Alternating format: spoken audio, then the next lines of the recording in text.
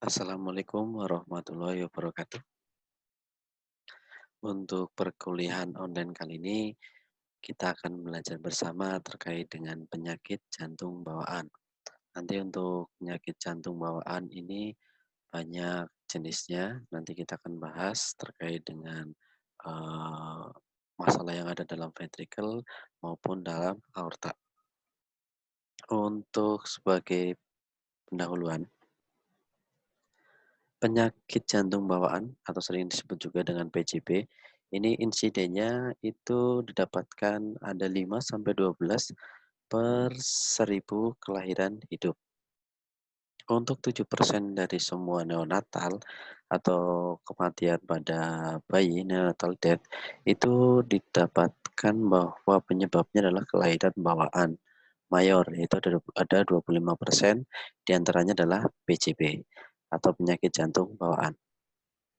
Untuk mortalitasnya ini meningkat atau tinggi 12 kali dalam tahun pertama pada jenis yang berat. Jadi terdapat peningkatan 12 kali dalam tahun pertama, yaitu didapatkan kematian pada bayi usia usia awal tahun. Untuk faktor penyebabnya, ini ada banyak, ada faktor prenatal dan faktor genetik. Untuk faktor prenatal, ini seperti ibu yang menderita penyakit infeksi seperti rubella, kemudian ada ibu alkoholisme atau ibu yang memiliki kebiasaan minum minuman keras seperti yang mengandung alkohol, kemudian umur ibu yang lebih dari 40 tahun saat mengandung, ini kan merupakan umur yang memiliki risiko tinggi dalam kehamilan. Kemudian juga ada ibu yang menderita diabetes mellitus. Untuk faktor genetiknya, ini ada anak yang lahir sebelum menderita penyakit jantung bawaan. Jadi sebelum lahir yang anak yang dengan PJB itu sudah memiliki riwayat melahirkan anak dengan menderita PJB juga. Kemudian ayah atau ibu penderita penyakit jantung bawaan. Jadi dulu pada saat lahir dari ayahnya atau ibunya juga pernah menderita PJB. Kemudian ada kelainan kromosom, bayi lahir dengan kelainan bawaan yang lain. Untuk penyakit jantung bawaan, ini dapat dilakukan deteksi dini. Yang pertama, kita harus mengenal presentasi klinis atau tanda gejala yang muncul pada anak dengan PJB. Tata laksananya disesuaikan dengan kondisi bayi atau anak yang memiliki penyakit jantung bawaan. Kemudian di follow up secara berkala untuk mengetahui perkembangan eh, penyakit jantung bawaan pada si anak tersebut. Nah, di sini untuk sirkulasi janin atau fetal circulation ini kelihatan di sini bahwa di umbilical vein atau vena umbilical ini masih menyatu dengan plasenta. Nah, dari gambar tersebut untuk organ jantungnya antara atrium kanan dan atrium kiri ini memiliki suatu sekat atau lubang. Kalau masih janin atau bayi ini masih dapat bertukar. Ya, di sini eh,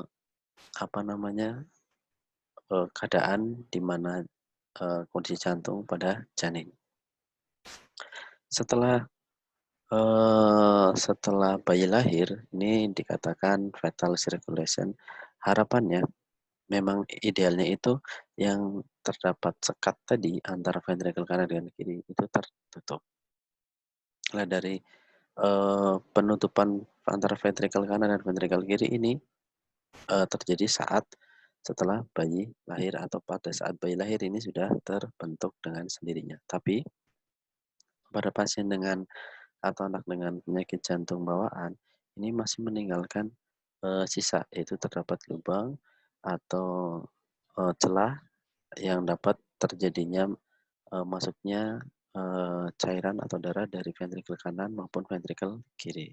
Ini kalau memang proses pembentukan jantungnya tidak maksimal sehingga didapatkan adalah penyakit jantung bawaan. Jadi bawaan dari lahir.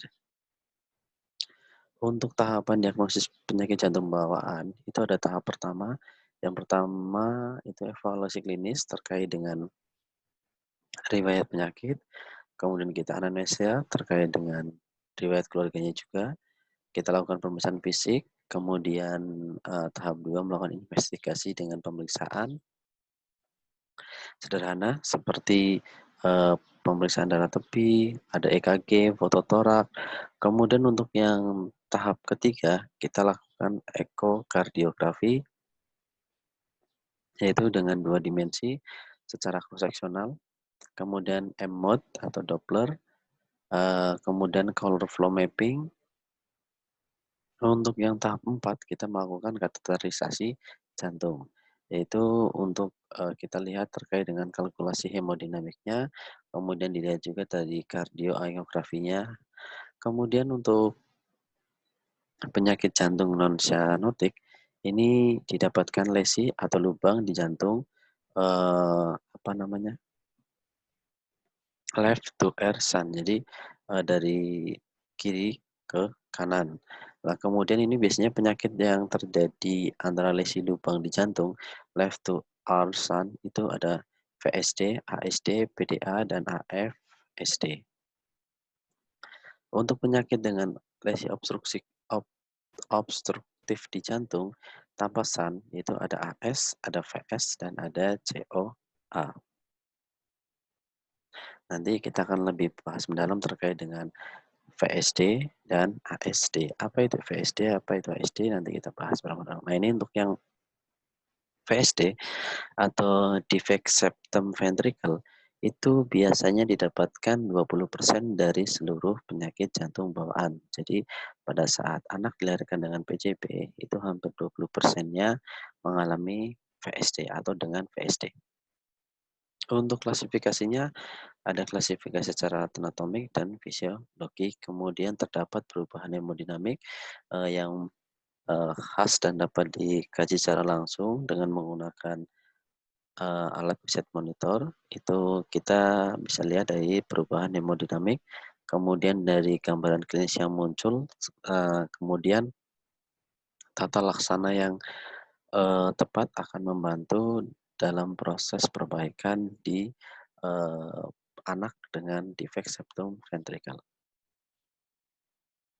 Di sini untuk, defect septum ventricle atau VSD, ini bisa kelihatan jelas di sini bahwa, di membranus septum, jadi ada lubang di, apa namanya, di ventricle. Jadi masih ada lubangnya, kita lihat gambar berikutnya, sebentar. Nah, di sini, ini yang normal pada jantung normal. Pada jantung normalnya itu, tidak ada lubang yang atau, apa namanya, bekas sekat, jadi aman, sudah terbentuk sempurna. Tapi pada ventricular septal defect itu akan muncul atau didapatkan adanya lubang. Nah, ini yang perlu kita harus mendapatkan penanganan, bisa dilakukan dengan pembedahan. Nah, di sini kalau terjadi, apa namanya, terjadi lubang tadi atau didapatkan kebocoran, harusnya darah yang berisi vena itu tidak akan tercampur oleh darah yang kaya akan karbon dioksida itu tidak akan tercampur dengan darah yang kaya akan oksigen. Nah, di sini, kelihatan jelas bahwa yang untuk yang warna biru adalah aliran balik vena dan ini untuk yang, aliran darah ke arteri. Nah, ini karena ada lubang jadi terjadilah bukan pertukaran ya, kebocoran. Jadi kebocoran di jantungnya. Untuk defect septum ventricle atau VSD itu dilihat dari hemodinamiknya, itu akan didapatkan konsekuensi piro dari kiri ke kanan, jadi L to R.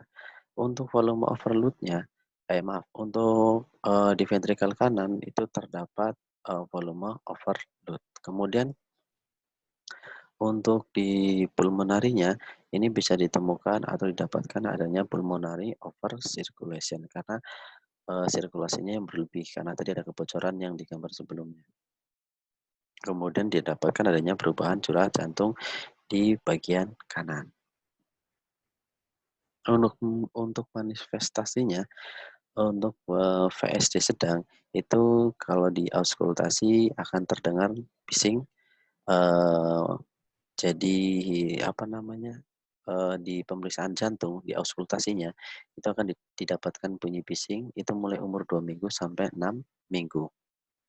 Kemudian juga didapatkan takipnu, kemudian BAB sulit, kemudian, untuk VSD dalam kategori maaf, untuk VSD klasifikasi yang besar, ini untuk manifestasinya dapat ditemukan tanda-tanda gagal jantung seperti takipneu, takikardi, hepatomegali, kemudian adanya gagal tumbuh pada si anak tersebut. Nah, ini kalau sudah seperti ini harus mendapatkan penanganan secara tepat biar, eee, apa namanya, kelainan pada si anak dapat diminimalisir. Sedangkan dari gambaran elektrokardiogram untuk, defek septum ventrikel yang kecil itu EKG-nya ditemukan masih, dalam batas yang normal. Tapi pada saat dilakukan pemeriksaan dalam itu didapatkan ada lubang kecil. Sedangkan di, eee, apa namanya, defek septum ventrikel dalam kategori yang sedang, ini didapatkan hipertrofi LVH. Kemudian, di VSD yang inlet itu adanya deviasi aksis ke kiri atau LAD. Untuk, kateterisasi atau tindakan yang dapat dilakukan untuk menangani pasien defek septum ventrikel itu bisa dengan kateterisasi atau angiografi. Tindakan kateterisasi dan angiografi ini memiliki tujuan yang pertama untuk menentukan besarnya birau, kemudian untuk melihat atau mengkaji lokasi dan jumlah defek, kemudian mengetahui tahanan vaskular paru, yang terakhir adalah menentukan apakah ada kelainan lain selain penyakit defek septum ventricle. Di sini untuk tata laksana VSD bisa dengan decision of management, yaitu hanya follow up saja, tidak perlu adanya tindakan atau pengobatan defek kecil dan asimptomatik. Kemudian untuk terapi mediknya, itu, pada defek besar atau gagal jantung, pada pasien dengan gagal jantung, itu sebelum dilakukan intervensi, intervensi yang dapat dilakukan pada pasien tersebut adalah dengan pembedahan atau dengan transkatheter closure. Untuk yang terapi mediknya, terapi medik, pada pasien dengan VSD dapat diberikan yaitu adanya obat furosemid atau spironolakton, adanya kaptropil, digitalis yang harapannya dapat mempengaruhi atau memperbaiki dengan irama jantung pada pasiennya. Kemudian untuk tata laksana VSD, apa namanya, ditujukan atau harapannya dapat menangani pasien dengan gagal tumbuh atau growth failure, kemudian ada left treating, yaitu infeksi paru berulang, hipertensi pulmonal, beban keluarga untuk pengobatan medik jangka panjang. Jadi, pasien dengan, VSD ini harus sering melakukan kontrol karena perlu dipantau terkait dengan Eee, perbaikan atau kondisi dari, lubang atau yang tadi, yang antara, biar tidak terjadi kebocoran di ventrikelnya. Ini perlu dilakukan, pemantauan secara berkala. Nah, kalau pemantauan secara berkala tidak ditutup atau tidak dilakukan pembedahan itu, beban keluarga terkait dengan pengobatannya itu akan semakin meningkat. Kemudian untuk ventricular septal defect repair, nah ini kalau dengan proses pembedahan, ini proses pembedahannya dilakukan oleh dokter spesialis jantung ini ya tentunya. Jadi tidak hanya dokter spesialis, maaf bukan dokter bedah saja, tapi sudah spesialis ke, kardiovaskular atau di jantungnya. Untuk gambar yang pertama ini adanya masalah. Nah, setelah adanya masalah di kateterisasi kemudian di, angiografi kelihatan bahwa terdapat lubang, maka harus ditutup untuk menghindari kebocoran, di ventrikelnya.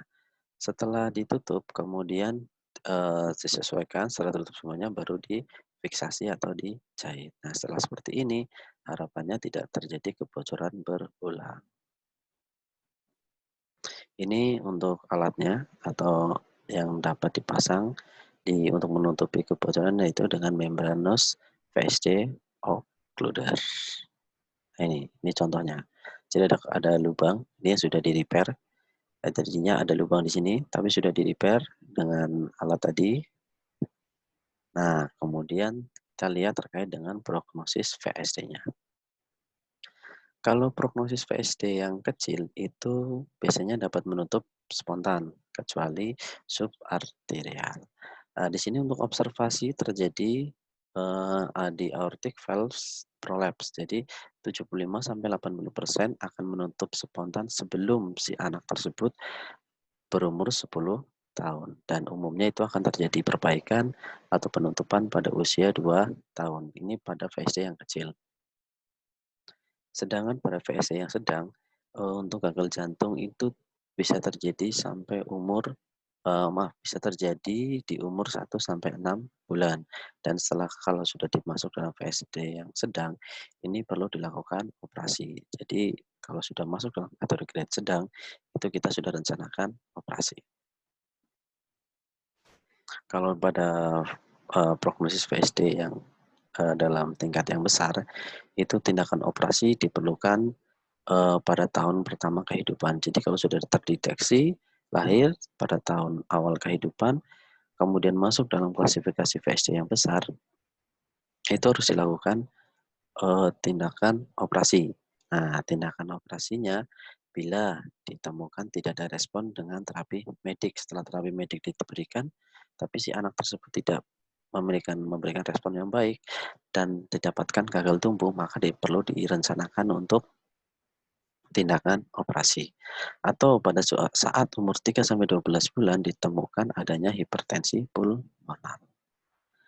Nah, itu untuk yang VSD. Kemudian kita beralih ke yang defect septum atrium. Jadi kalau tadi terkait dengan ventricle, kita beralih ke yang defect septum tapi di daerah atrium. Untuk insidennya, itu pada pasien dengan PCP atau anak dengan PCP itu ada 6-10%. Dan untuk rasio perempuan dan pria itu lebih banyak pada jenis kelamin perempuan. Untuk ASD ini dibagi menjadi 2 kelompok, yaitu ada ASD sekundum atau fossa avalis, ada ASD kompleks atau DSAV atau AV kanal. Nah, di sini untuk sebagai perbandingan saja antara jantung yang normal dengan jantung yang memiliki atau dengan atrial septal defect ini bisa kelihatan. Di atriumnya terdapat lubang, jadi tidak semuanya ada lubangnya 4, tidak selalu. Jadi tergantung dari kondisi si anaknya. Kalau 1 itu masuk ke premium untuk ukurannya. Kemudian kalau yang di gambar nomor 2 itu masuk ke sekundum, kalau yang 3 itu masuknya ke superior vena cava. Kemudian untuk yang 4 itu ada inferior vena cava. Kalau tadi superior, berarti kalau yang 4 inferior. Dan ini untuk atrial septal defect-nya. Untuk defect septum atrium ini untuk fisiologinya biasanya ditentukan oleh compliance RV atau LV. Jadi right volume dan left volume. Kemudian biasanya untuk piraunya itu antara kiri ke kanan, yaitu L to R. Jadi left to right. Ini juga terjadi peningkatan 3-4 kali dari kondisi normalnya. Untuk gambaran klinisnya, untuk gambaran klinis ASD itu sering asimptomatik. Kemudian pada saat untuk kondisi defek besar itu ditemukan adanya gagal tumbuh, infeksi saluran nafas berulang, dan gagal jantung. Nah kalau sudah seperti ini kan memberikan kondisi yang tidak baik bagi si anak. Apalagi bisa terjadi gagal jantung. Ini perlu diwaspadai dan perlu dilakukan repair pada pasien dengan defek septum atrium. Kemudian dari hasil elektrokardiogram atau KG didapatkan RAD dan RVH. Nah, untuk RAD dan RVH silakan teman-teman cari apakah eh, apakah pengertian dari RAD dan R, RVH. Jadi silakan kalian cari, kemudian ini untuk tugas yang pertama atau kuis yang pertama ya. Kemudian selain itu juga ditemukan adanya RBP yaitu RF volume overload. Ini untuk longer pathway-nya atau mekanisme yang panjangnya didapatkan incomplete RBP. Kemudian pada fototorak juga didapatkan adanya kardiomegali, kemudian adanya vaskularisasi paru yang meningkat.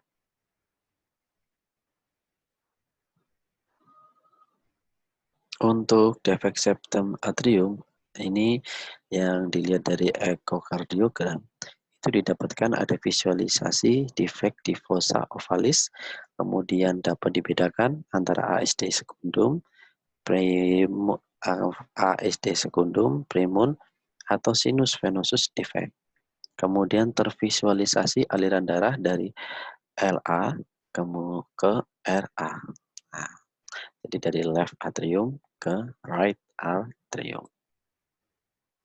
Di sini ini untuk sekundum atrial septal defect bisa kelihatan ya di sini. Kemudian dari hasil USG-nya ini bisa kelihatan adanya tidak bersatu dengan sempurna atau tidak nyambung dengan sempurna. Jadi ini yang akan terjadi pertukaran atau perpindahan cairan dari LA ke RA. Untuk tata laksananya bisa menggunakan transkatheter cluster. Yang kedua pastinya dengan operasi. Untuk waktunya dilakukan tindakan tersebut biasanya pada umur 4-5 tahun. Kemudian penutupan lebih awal bila terdapat gagal jantung yang berat dan didapatkan ada hipertensi pulmonal. Untuk penutupan penundaan ASD tidak ada manfaatnya buat anak. Jadi kalau ditunda itu tidak ada manfaatnya, makanya harus disegerakan. Untuk occlusion of intracardiac and vascular shunt atau dengan pemasangan vascular shunt-nya ini untuk menutupi biar tidak ada perpindahan dari right atrium ke left atrium. Jadi harus ditutup. Itu salah satu tindakannya, tindakan pembedahan yang dapat dilakukan. Nah, ini bisa dengan angiografi, jadi dimasukkan alat dari arteri, kemudian yang paling besar dimasukkan sampai ke daerah yang mengalami masalah atau ASD-nya itu ditutup. Kemudian setelah ditutup harapannya dapat terkunci ini. Jadi pertama masih lubang, kemudian ditembakkan atau dipasang untuk vascular shunt-nya, kemudian sudah itu difiksasi atau dikunci. Ini untuk Alpasser septal defect-nya nih. Ini untuk ilustrasinya, masuk alatnya, kemudian ditarik balon, ditarik lagi, harapannya biar tertutup. Jadi ini untuk yang terjadinya ASD terfiksasi. Ini contoh gambar ilustrasinya. Jadi dapat disimpulkan bahwa penyakit jantung bawaan itu memberikan kontribusi yang signifikan terhadap angka kematian bayi. Jadi angka kematian bayi itu hampir tadi yang di depan itu sekitar 20%-nya disebabkan oleh penyakit jantung bawaan. Kemudian PJB ini dapat dideteksi lebih dini sehingga dapat dilakukan tata laksana yang optimal dan memberikan prognosis yang lebih baik. Dan PJB yang paling sering ditemukan yaitu adanya VSD dan ASD. Untuk tata laksana intervensi non bedah itu merupakan suatu alternatif yang baru yang efektif untuk beberapa PJB. Jadi tidak semua penyakit jantung bawaan dapat dilakukan intervensi dengan non bedah. Akan lebih efektifnya lagi kalau dilakukan dengan pembedahan. Oke, nanti untuk videonya bisa dicek di sini di YouTube, di channel YouTube yang lainnya.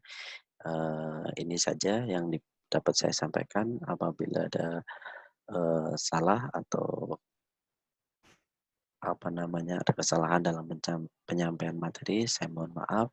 Terima kasih.